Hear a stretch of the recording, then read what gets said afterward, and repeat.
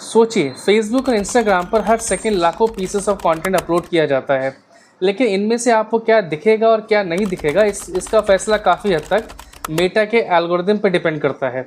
और अब सरकार इसी एल्गोरिदम सिस्टम को लेकर मेटा पर दबाव बना रही है।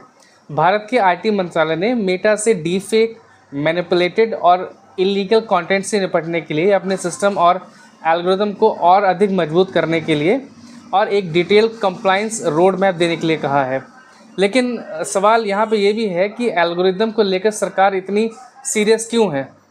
क्योंकि आज एआई की मदद से बनाएगी फेक वीडियोस, एडिटेड ऑडियोज़ और मैनिपुलेटेड इमेज इतनी रियलिस्टिक हो चुकी हैं कि आम आदमी के लिए ये जानना इम्पॉसिबल हो रहा है कि असली इमेज कौन सी है और नकली इमेज कौन सी है।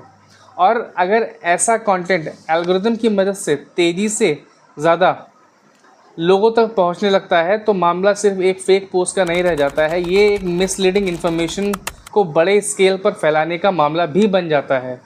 यही वजह है कि अब सवाल सिर्फ ये नहीं है कि मेटा इलीगल कंटेंट को हटाता है या नहीं हटाता है। सवाल ये भी है कि मेटा का एक रिकमेंडेशन सिस्टम ऐसे कंटेंट को वायरल होने से पहले रोक पाता है या नहीं रोक पाता है। भारत में मेटा पहले से ही एक रेगुलेटरी सिस्टम का सामना कर रहा है। डीप फेक और हार्मफुल कंटेंट के अलावा बच्चों की ऑनलाइन सेफ्टी को लेकर भी मेटा से इसका जवाब पहले भी मांगा गया था। और अब एल्गोरिदम पर बढ़ते सरकारी दबाव मेटा के लिए एक बड़ा बिजनेस इशू भी बन सकता है। क्यों?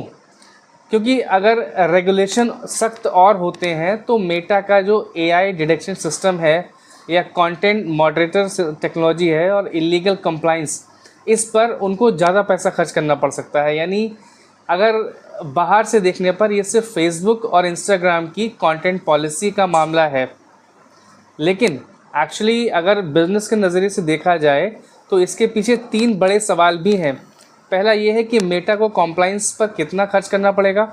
दूसरा है कि नए रेगुलेशंस उसके बिज़नेस ऑपरेशन को कितना प्रभावित करेंगे। और तीसरा ये है कि क्या आने वाले समय में भारत दूसरी बड़ी टेक कंपनीज से भी एल्गोरिदम को लेकर जवाब मांग सकता है।